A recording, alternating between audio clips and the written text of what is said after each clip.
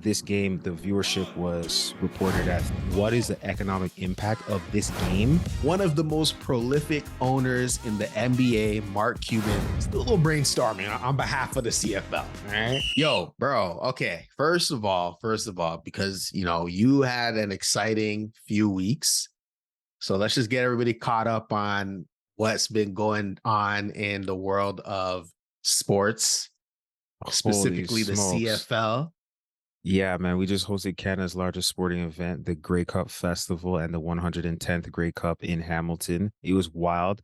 I actually it was a blur because we spent, depending on who you were, some people were spending time focused on this from 5 years ago when they're putting in the bid, because it's kind of like, in the Olympics, cities put in a bid and then there's a committee that votes and then they give a city an opportunity to host. So obviously folks have been thinking about this since a long time ago, before any of these plans came to fruition. But for me, like, it's been about a year, a strong 9 months of planning. And then just to see it all unfold, it was crazy, man. We had about 50 alumni pop up. We had 42 events across two cities, thousands of students. We had everything from a flag football tournament with all different kinds of teams from all over Southern Ontario inside of a active military training facility. We built like a purpose-built 35-yard field. It was dope. There was a Shaggy concert. We had Mr. Lover Lover, Mr. Boombastic Hey. pop up. They had all kinds of stuff, man. But then there was the game.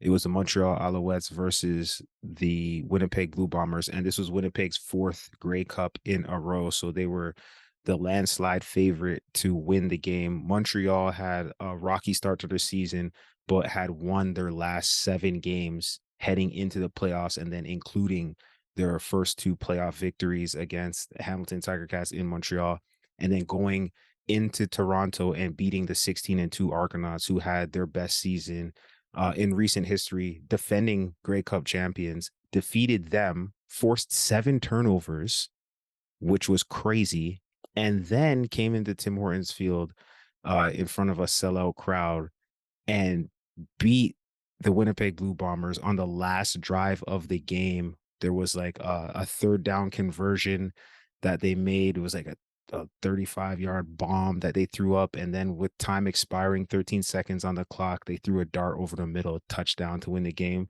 It was sick. It was outstanding. It was one of the best football games I'd seen live in a long time. I've seen hundreds. Um, and I think the viewership reflected that. So the Grey Cup was, by all accounts, it was successful, but this game, the viewership was reported at 3,576,000 people, which was up, and that was 14.5% increase from the Grey Cup that happened in 2019, which was the next highest watched one of recent years. And I think that's just, there was a lot of hype around it, and I think Yeah. there was a lot of buildup around the game. And also, I think it's because Montreal, a team that they represent all of the French people in Canada. They kind of, there's a rallying cry for all the folks who French is their first language in a bilingual nation. So, the numbers were strong from Quebec too. I believe there was like 700,000 people that tuned in through RDS, Wow. 750,000 people. So like 20% of the entire audience from across the country was watching from RDS from Quebec. So needless to say, that streak that they were on was pretty good for a lot of reasons. And being on the business side of things, you start to look at things economically, right? Like, it was cool to watch the economic impact report people. They were popping up at places, they're surveying people, they're asking fans, where did you come from? How much did you spend on travel? How much did you spend on your hotel? How much did you spend on food? On, like, they survey thousands of people.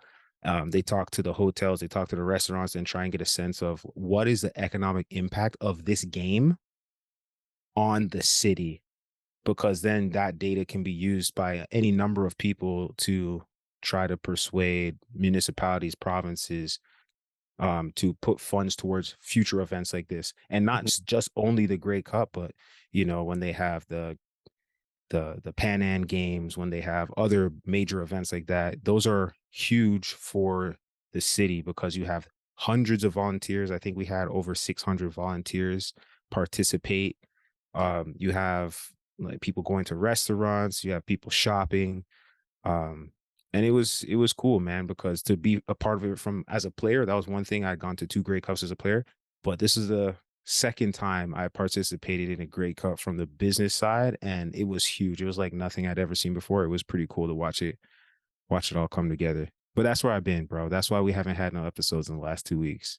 Yeah, no, that's amazing. I think it's a different perspective when you're looking at it from the business side too. I'm actually quite interested.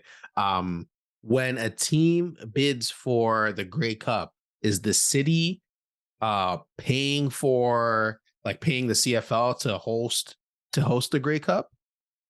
The city and the province work together with the team that is making the bid because there is a substantial economic impact for the tourism of that city. So I believe there was a press release that came out. So none of this is like private information, Mhm. but I believe the province of Ontario had given a grant to the host organization to help put on the show. So I think it was somewhere in the order of like 1 million or like $2 million. Don't quote me. That they granted to our organization to help put on this show so that we could bring people into town and have them, come experience Hamilton in all of its glory. Because you got to think the province or the city, they have a vested interest in bringing new people in from outside. They're importing dollars technically Yeah. from all of these tourists, right? So um, it's a win-win situation. I mean, somewhere in the neighborhood of, I think in 2021, that was coming out of the pandemic, but the Grey Cup that we hosted then, I think they reported the economic impact was somewhere in the neighborhood of like 70 or 80, 60, 70, $80 million or something like that in the city. Um, Wow. for like all of the different vendors combined, the hotels, the whatever. So for them to invest 1 or 2 million and have the people who are their tax paying business owners, make 80 times that, make 40 times that, I think that's a good ROI Yeah. from a public dollar standpoint. 100%. 100%. Holy, that's huge. That's huge. Anytime that the city close, and I'm a Tiger Cat fan, so I love the Tiger Cats. I'll be visiting over there sometimes, when I get the Mhm, chance. But mhm. anytime you see a Grey Cup or even like the Super Bowl or the NBA Finals or any of these championship games, like these are huge opportunities for local businesses to like they could potentially make most of what they're going to make in terms of revenue that one weekend or that one week from this one event. So it's definitely huge economically. Yeah, so look, I'm looking at these press releases here. October 18th, 2022, Saskatchewan's government Grey Cup funding grows to 4.5 million. And then another headline here is province announces 3 million in funding for 2021 and 2023 Grey Cup Festival in Hamilton. So yeah, they're putting up bread, man. And it says here Winnipeg wants to host a Grey Cup championship, and the subline right here says Manitoba estimates hosting the event would add 90 million to the economy and provide 8.2 million in provincial tax revenue. So it is, you know, money make the world go round. It doesn't Yeah. matter if it's private money or public money, but it's in the interest of these cities and the provinces. If it was America, I'd assume the states and the towns are the same way, Yeah. but they want people to come experience the culture of their town. So they're going to put money up and they're going to make it back tenfold if the event is a success. I think it was safe to say that this event was a success. And the next Grey Cup is going to be in BC. They're already planning it, they're already advertising it. So Mhm. that's going to be next year, Grey Cup 111. And I mentioned that there was 300 3,576,000 people who tuned in and watched the game on TV. To put that in context, that's the championship game in Canada, a nation with 40 million people. The NCAA Final Four, that has about 14.7 million viewers, according to this website, roadtrips.com. The World Series is the same area, about 14 million. The Masters, 15 million. Kentucky Derby, 16 million. NBA Finals, 17.8 million. Wimbledon, 25 million. Super Bowl, 115 million. UEFA Champions League, 450 million. Now we're going international. The Winter Olympics or the Winter Games, 2 billion. Summer Games, 2 billion. Women's World Cup, 2 billion viewers. Cricket World Cup, 2.6 billion. Tour de France, 3.5 billion. And of course, the biggest sport property of them all, the World Cup of Soccer, 5 billion viewers. I think there's a few people with more than one TV on though. Because That's correct. 5 billion is literally every TV that could be on watching. yeah, that's got to be a little bit of cap, bro. Yo, That's a little cap. Because I know guys at the for sure. office who have their work laptop running Yeah. a stream, with their phone running a stream, bringing the iPad running a stream. Yeah. Even like sports bars, they got like 8 games on. So yeah, true. But I mean, that's definitely a different that's a different ball game for sure. Yeah, it's directionally correct though. You know, the World Cup is as big as it gets. Yeah, it's the world. Literally. Touche. Yeah. All right, let's switch gears into some private equity, you know. So there's public investment and then there's private investment. And one of the most prolific owners in the NBA, Mark Cuban, is putting up his majority stake in the Dallas Mavericks. He's selling it to the Adelson family. Hopefully I said that right. The Adelson family. This is huge. This is huge because one, Mark Cuban bought this team in, I think, 2000. Was it 2000 or 99? I think it was 2000 for $285 million. That team is now valued at $3.5 billion. So that's like what, 12x, 10, 12x? Yeah, we're looking at about a 12x there in terms of investment. 23 years. That's a huge return. It's reported that the Adelson family is going to be investing about $2 billion, which is going to give them a 57% stake in the team. So there's a ton of rumors flying around right now on why Mark Cuban is selling the team. I have my own opinion, but I'm going to share what the internet is saying. All right. So yeah, on Twitter. Well, first of all, can we just say Mark Cuban, I think, has actually been one of the good owners because all of the sales of these teams over the last few years, not all of them, like I don't think anything crazy happened when the Denver Broncos sold. I think somebody passed away or something like that. But for example, Washington Commanders, when they sold, when the owner of the Clippers changed hands, the Hornets, just the Browns, recently. like a lot of these teams have had scandal and mishaps that have led to that have been the catalyst in these teams changing hands. So I'd like to say, Mark Cuban, not everybody loves him, but I think he's done a decent job. He won a championship. He's had a competitive team almost every single year. They drafted Luka Doncic. So, I got to give him his flowers. But okay, go ahead and and the good thing is he's still going to be maintaining control of basketball operations. So he's not leaving the team.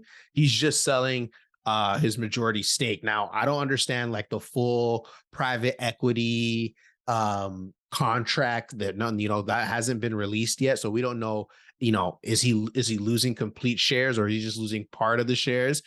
We don't know how many hands are in the pot, but from the rumors, some people are thinking that Mark Cuban he's bouncing out of the NBA, selling his stake because the bubble is about to pop.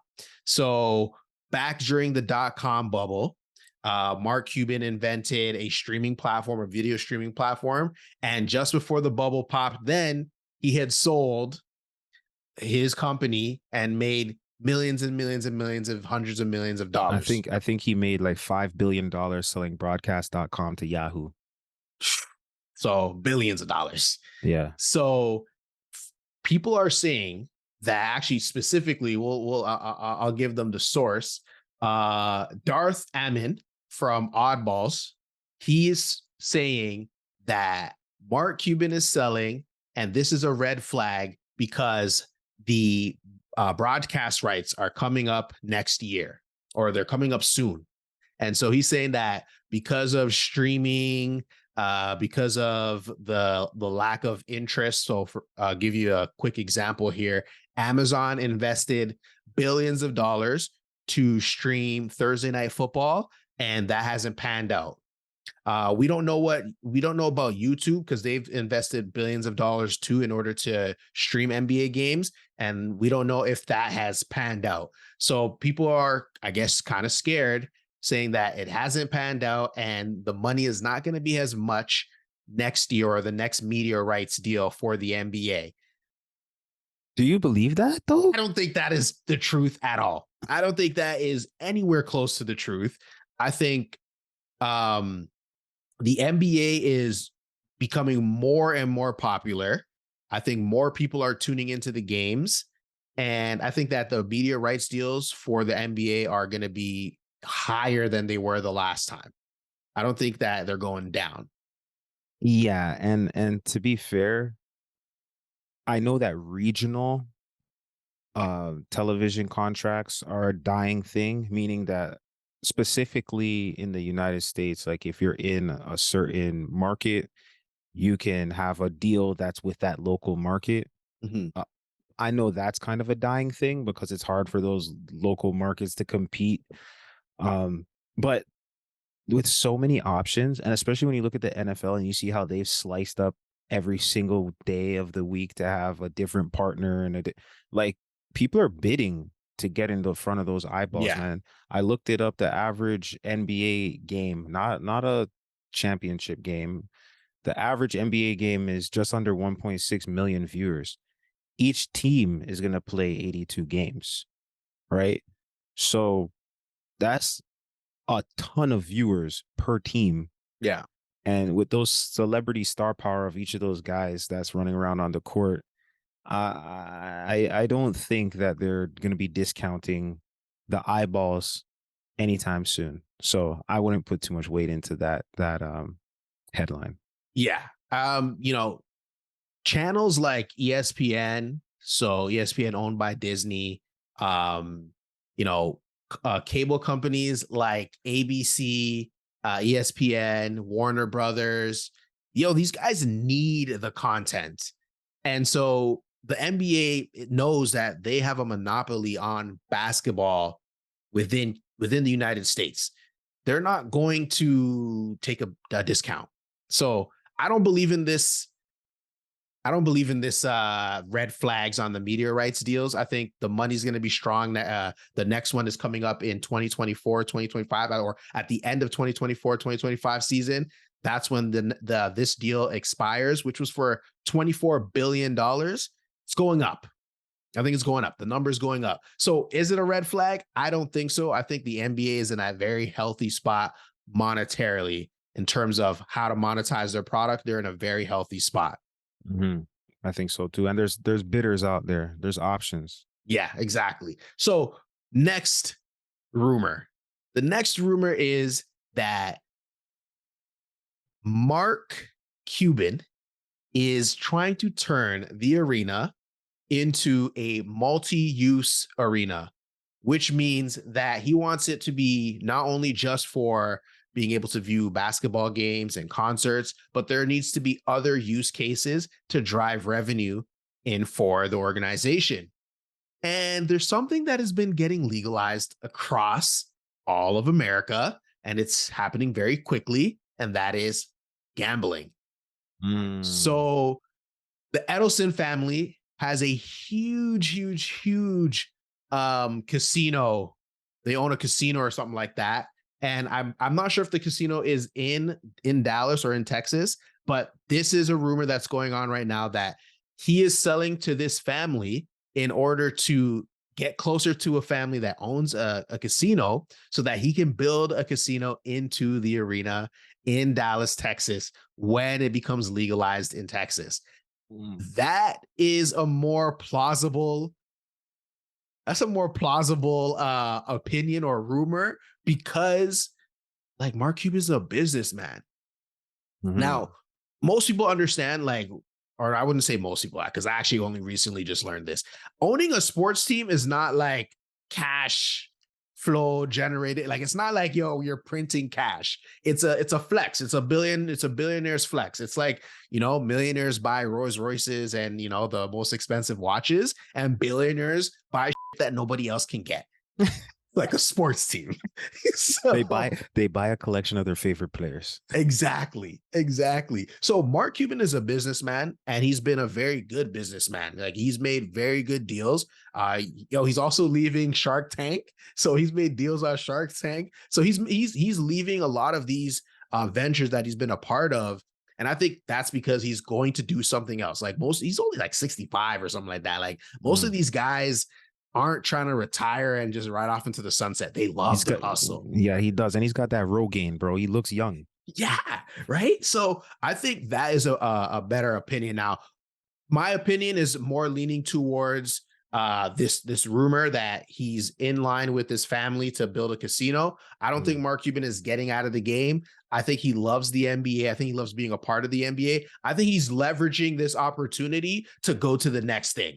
He's been doing this for 23 years. He doesn't really need to like own the team. If he's still going to be managing the operations of the team, he's still going to be heavily involved in the success of the team. I think right now he's generating a ton of capital because he's about to do something extraordinary. And so we got to keep our binoculars on Mr. Cuban because he's going to do something great. He's done great things in the past. He's been able to read trends and read where markets are going. So the next thing that he's going to do is something to keep an eye on for sure. And if that's Mhm. in the gambling area, in this multi-use arena, he's trying to transform the Dallas Mavericks arena into I don't know what the arena is called, but he's trying to transform this arena into a multi-use arena. I think that is a play that maybe future teams Mhm. are going to start looking at and saying, "Hey, how do we generate more revenue into our team so maybe we can actually turn our not cash flow team into more of a cash flow team by offering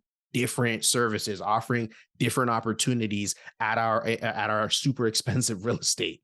Yeah, and I think it's just basically you're extending the party, right? Because co-locating two businesses together is a it's a symbiotic relationship. You come for one, you go to the other.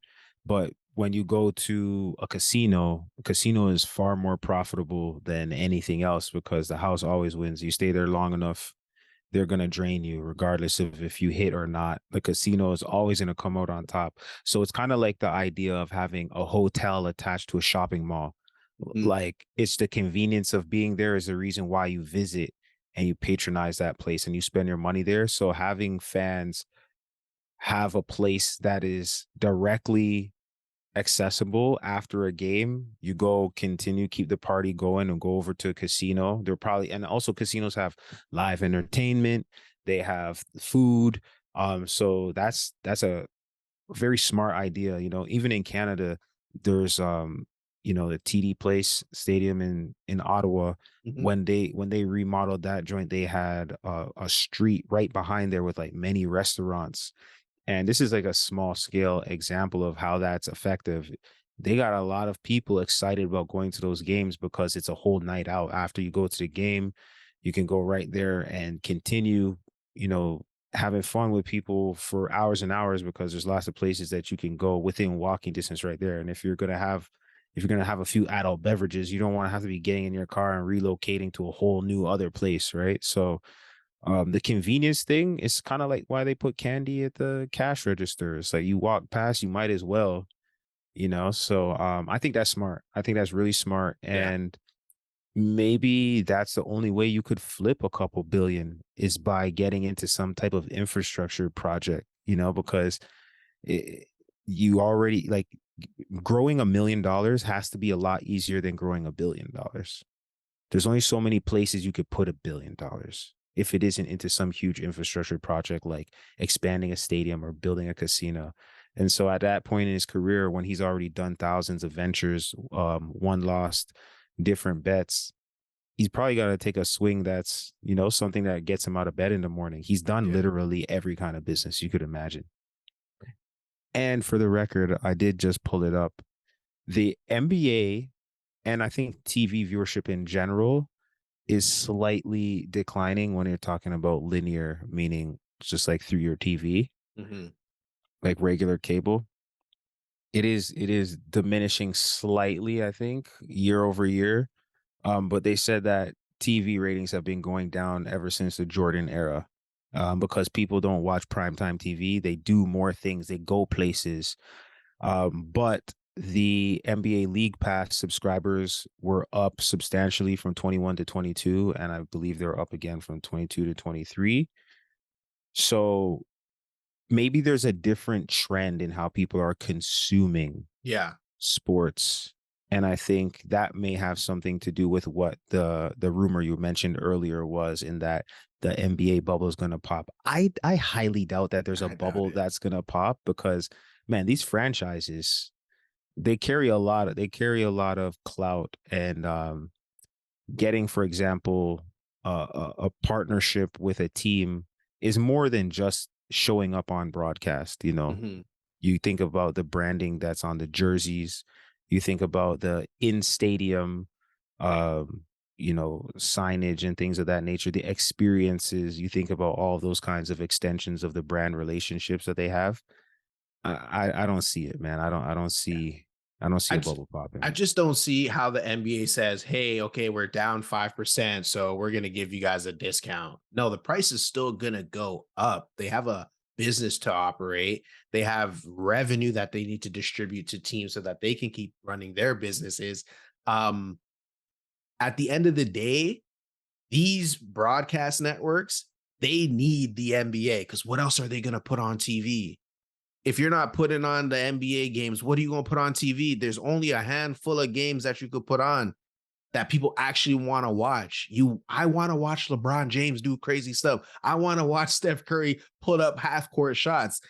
That's what I want to see. I want to watch Ja when he comes back dunking on mans. Like, I want to watch Anthony Edwards, Jokic. These are the guys that I want to see. I'm sorry, I don't want to see the guys that I don't know about. Nobody wants to see those guys. So Mm.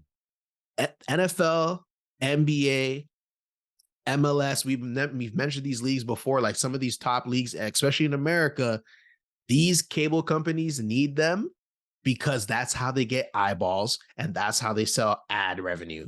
So they're not going to lose out on that. They don't really have much leveraging power, because the only way for them to stay afloat is to actually have these teams broadcast these sports teams so that they can make money. Yeah, what else comes on live TV except the news And and shows that people don't care about? yeah, Game shows come on. game Reality shows. TV comes on. Yeah. But I'm pretty sure you can watch Dancing with the Stars on Disney Plus. All right. Switching gears. You got anything? I mean, when we're talking about attendance and whatnot, the CFL is at my heart forever.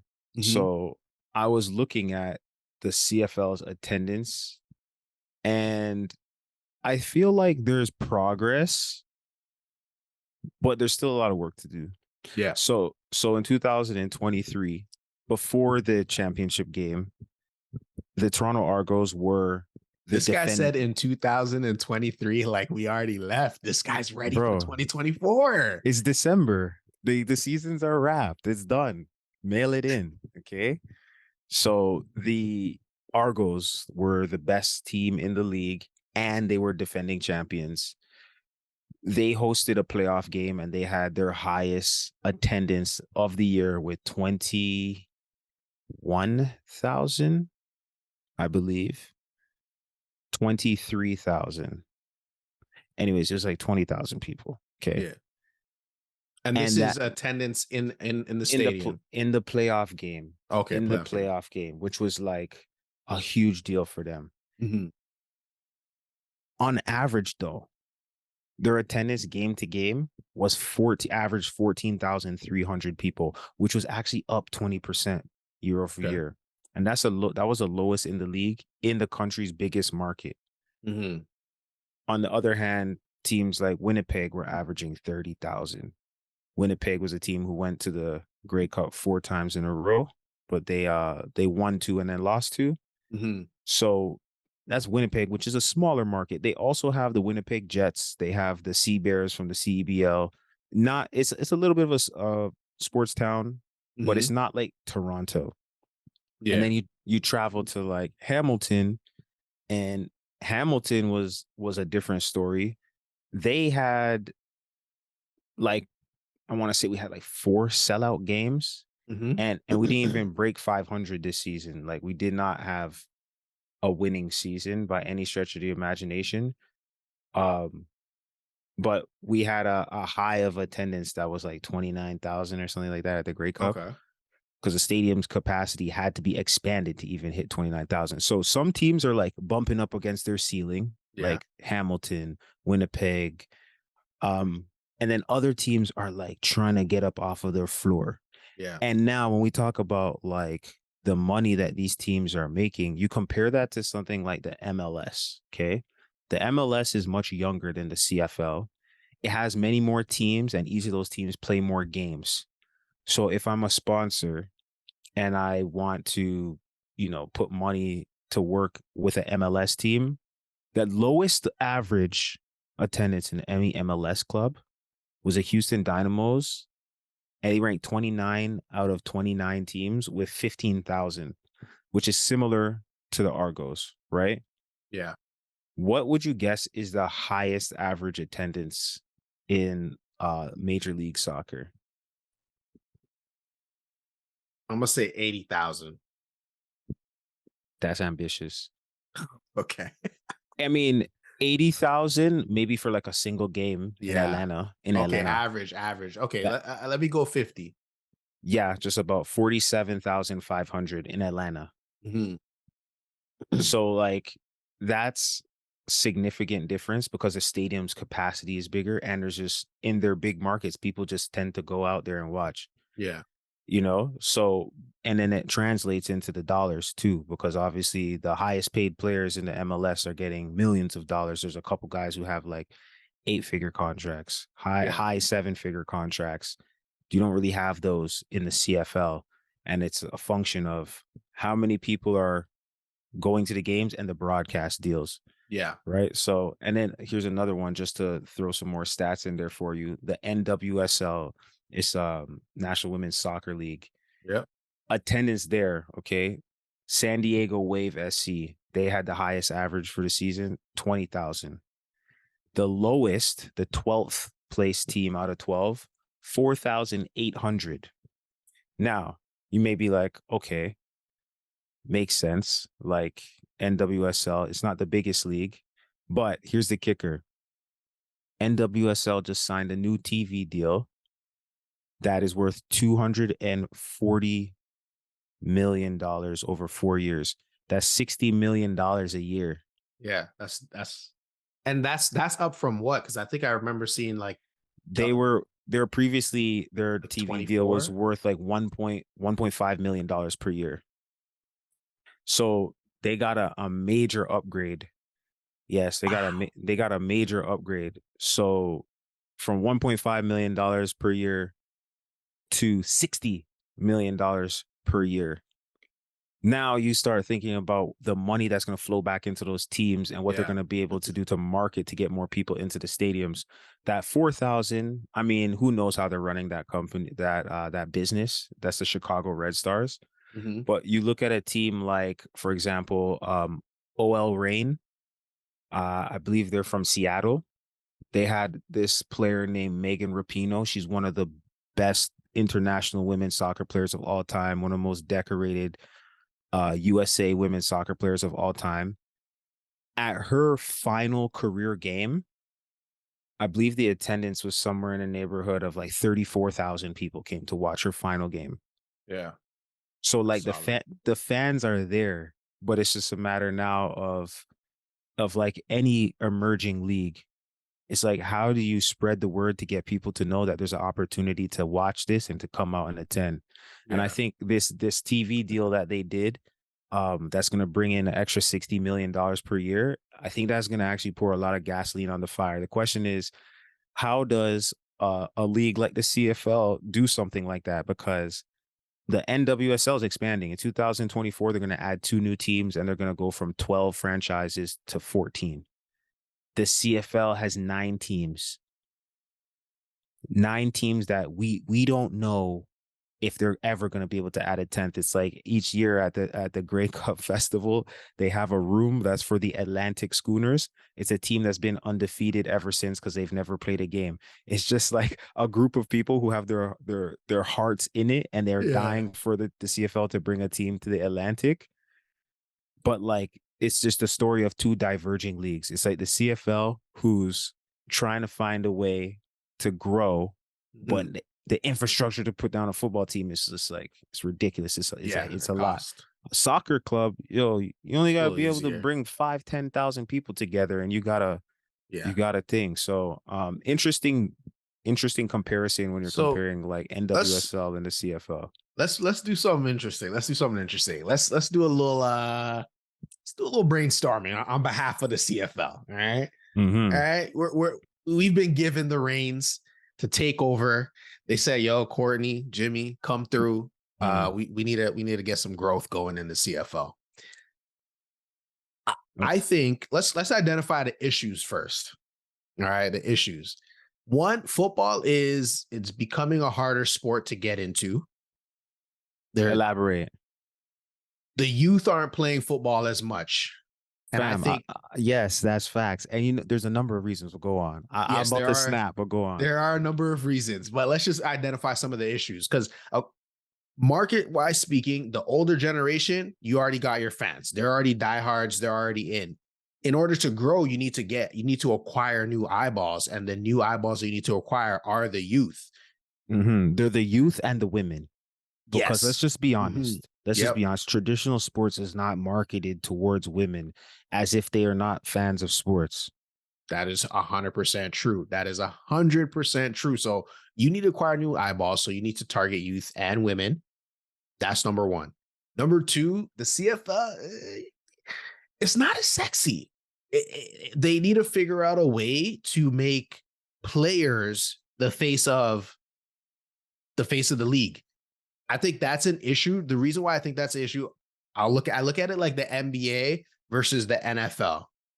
The NFL, you almost have to be a fan of a team because in most cases, unless you are a fan of a team, you're not going to know many of the players.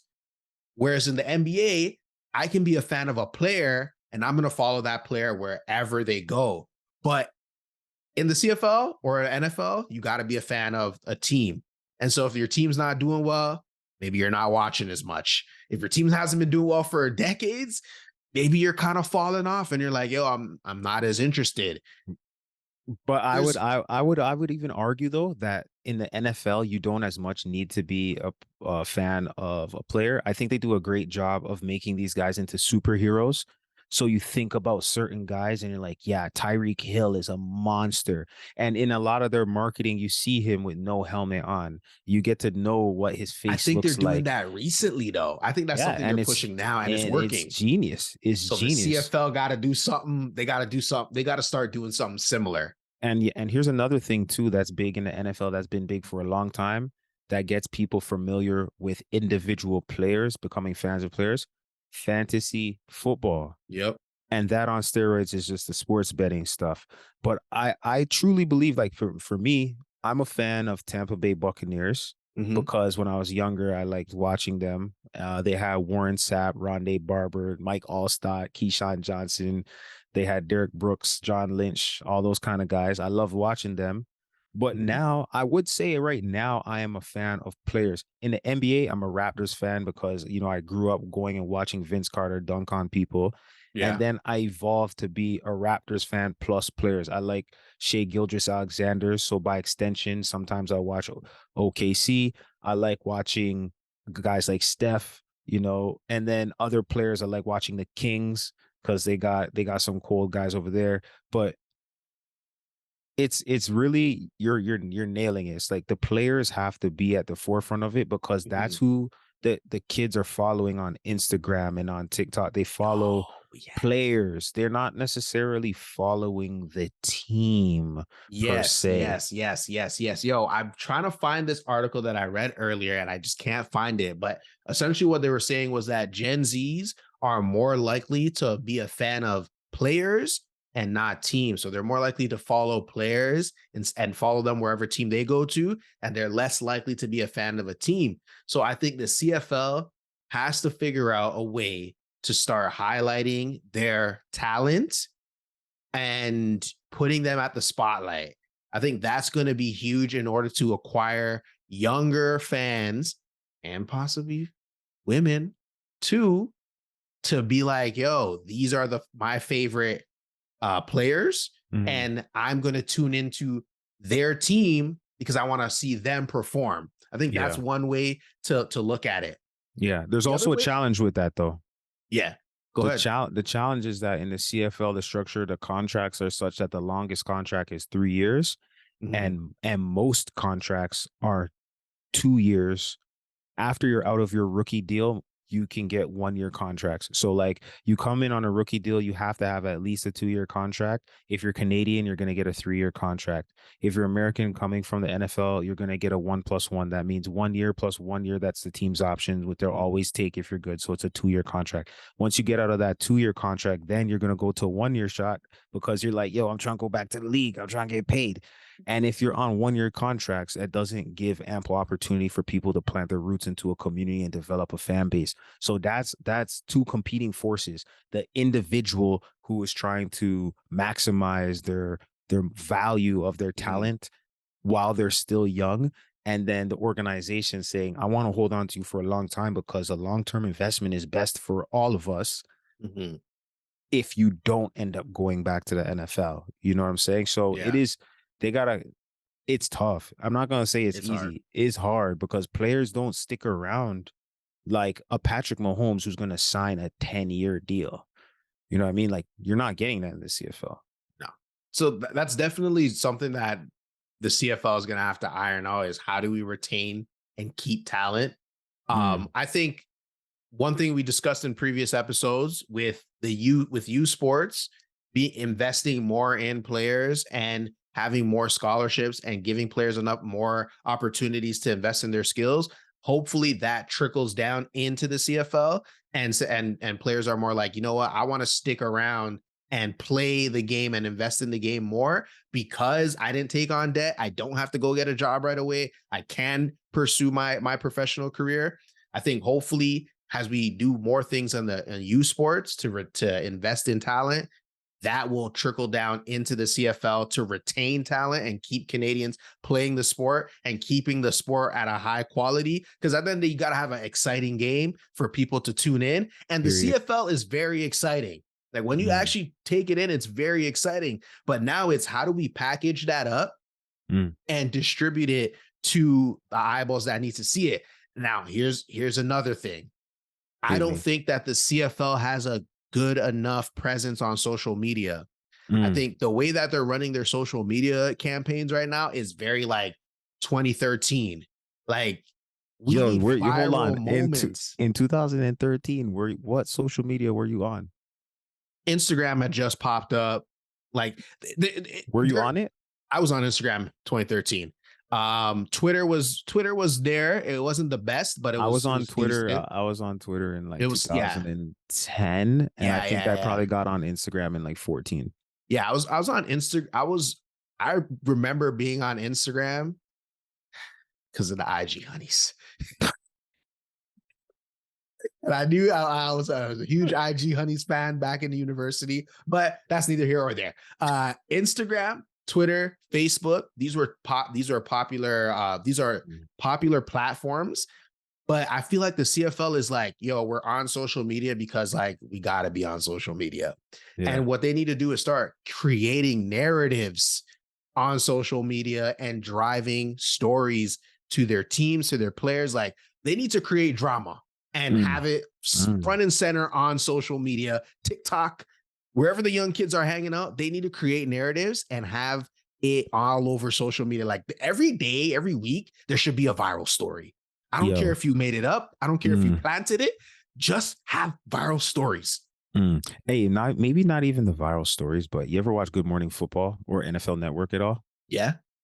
I think that those roundtable type shows that fit in the midweek so that there's anticipation and hype building up Mhm. to the game so you can the common fan becomes smarter and they learn what to look for so that they understand when to be excited. Like the diehard person, I can tell you right now, I know more about football than a lot of people are going to forget because it was my job to learn it for however many years. Yeah. So if I see, a down block and an out block, I know that the linebacker is going to run through, and when they make a tackle for loss, that gets me excited.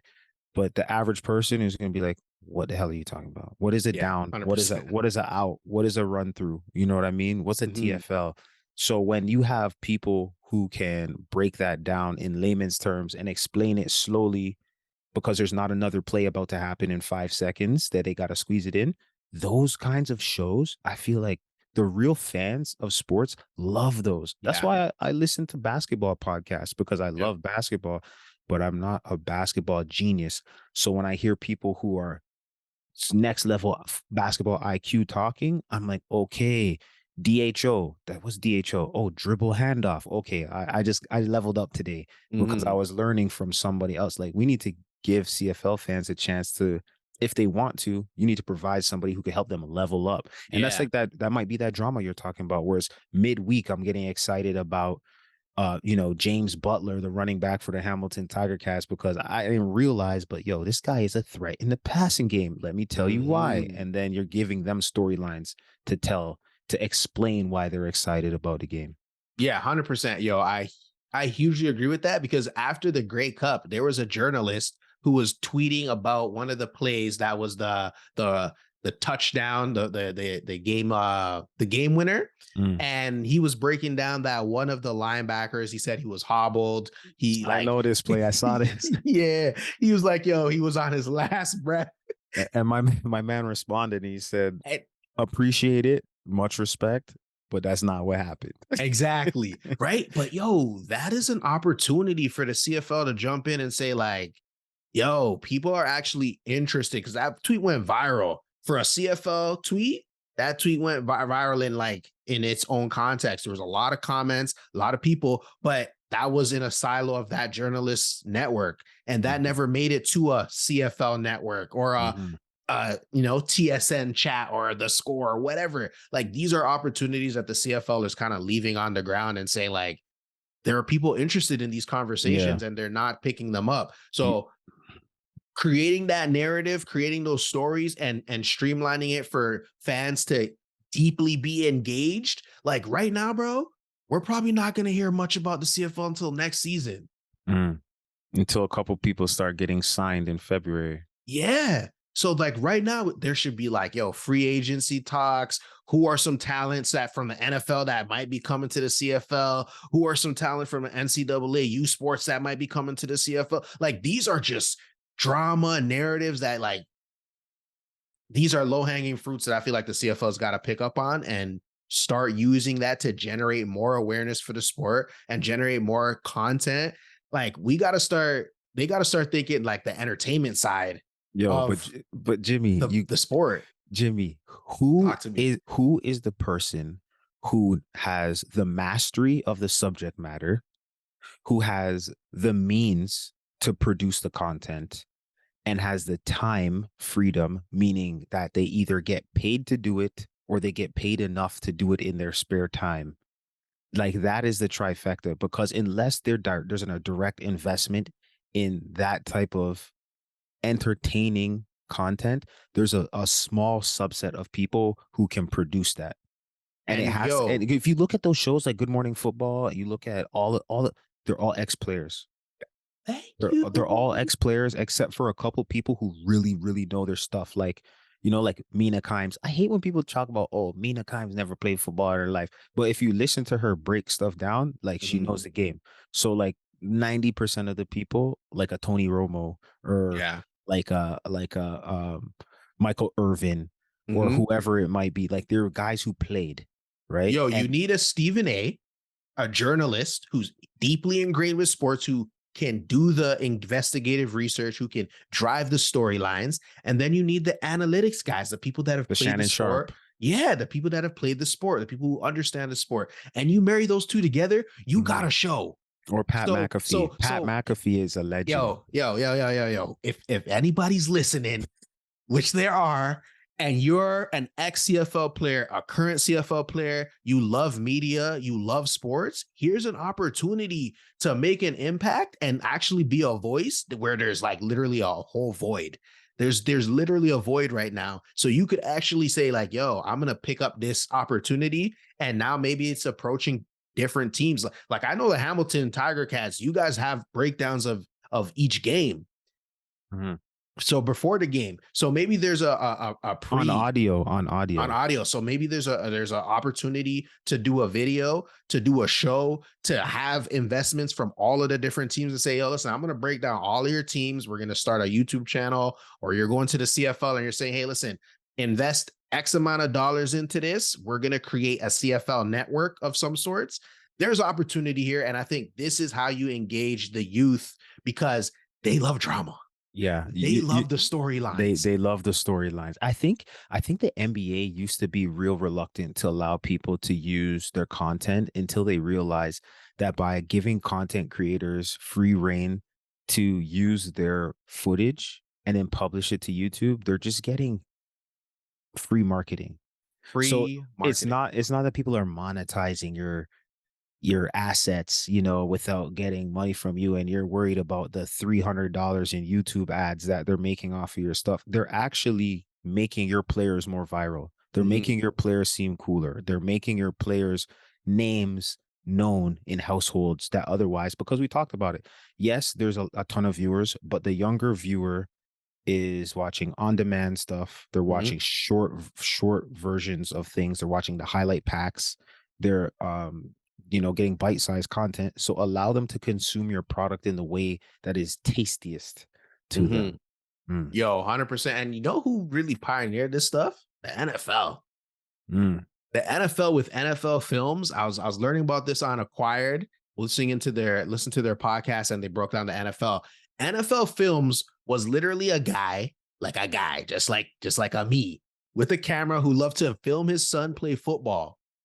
And so back in the days when they used to do these NFL, they weren't called NFL Films at the time, but they were like, let's say, a show on a game. They would like do like these corny movies on NFL games, like, oh, this guy was like, he was so cool and blah blah blah. So this guy came, he's like, yo, listen, I want to do a real movie. I want to record the actual game. I want to do a documentary, like following players around.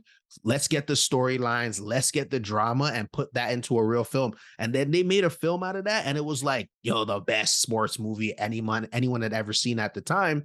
And that's what got the NFL to start recording every single NFL game and following players around and getting their opinions, getting coaches' opinions. That's what created NFL Films. Fast forward into today, which is crazy, because right now I feel like the NFL is kind of slipping on the content side, because they're not understanding how social media works. Yo, who was it? Was it Tyreek Hill with the mm. backflip? Was it Tyreek Hill? He does backflips. He Yeah, also does the Tyreek. peace thing. Yeah, so he did a backflip with one of the cameraman's camera. He did a backflip. He took Oh the yeah, kid's yeah, yeah, camera, yeah, did a yeah. backflip. He was suspended for that. Yes. The Was he kid, suspended or fined? oh, he was fined. Sorry. He was fined. The kid was fired or suspended. And Oh, that's crazy. that's crazy. So that kid turned that into a viral clip. Everybody's going in on the NFL right now saying, yo, why would you do this? You guys posted it on your social media, but then deleted it and then fired the kid. Like, what's going on? But yo, right there, that is a storyline. That is drama. That is more people tuning in and talking about the NFL, whether it's negative or positive.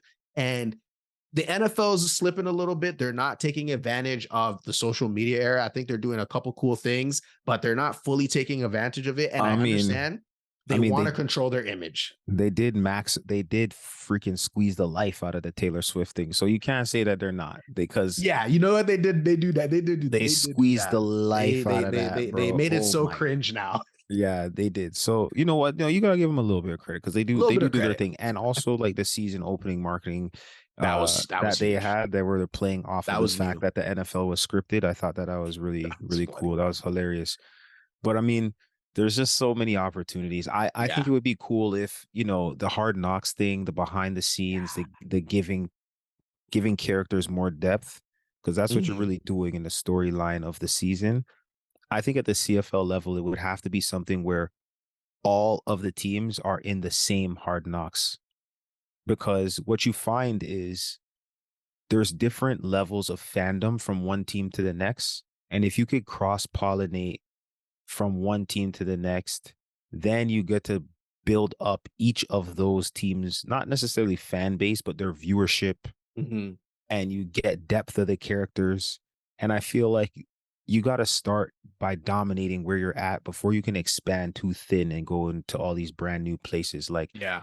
if you're not really winning in your home market, you're not going to win anywhere. And I think the best way to, especially when you're trying to do things in a financially responsible way, is probably to, instead of deploying one crew to record a single team, is like maybe just have one crew visit all of the teams Yeah. and put together something that they can all amplify through their networks. And then there's a general benefit to the entire league, as opposed to just a single team trying to go at it alone, because there's synergy to working as a unit. Who knows, man? We're over here throwing spaghetti against the Yeah. wall. So recommendations. Rec- Recommendations. Let's wrap it up with some it's a, recommendations. it's a thought experiment, Yeah. man. But I think those are the ones. Mainly just, think about the women and children, Yeah. which people are obviously doing, but that's just, I think that's where the opportunity lies, man. And getting kids to play any kind of football, not just tackle football, because football is expensive for the Yeah. kids. It's expensive for the organizations. I got an email today. Somebody is from a high school talking about they got 30 helmets that they got to get recertified, and it's going to cost them $15,000. Like, that's just not a Expensive. cost you have to deal with in flag football. Mm-hmm. I bought a ton of flags, and they're like $7 a pop.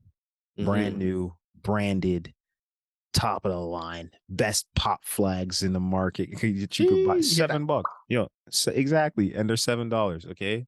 So the accessibility of playing flag football is just it's not even in the same ballpark Mm-hmm. as tackle football, let alone you don't need as much space, you don't need as many people, and there's a lower risk of injury. So I mean, get kids playing flag football, Yeah. and then bring them to your stadium and let the pros put on a show. And I think that's the method. Yeah. 100%. I think you gotta figure out the social media aspect. Figure out you know what? Let me make that a little bit more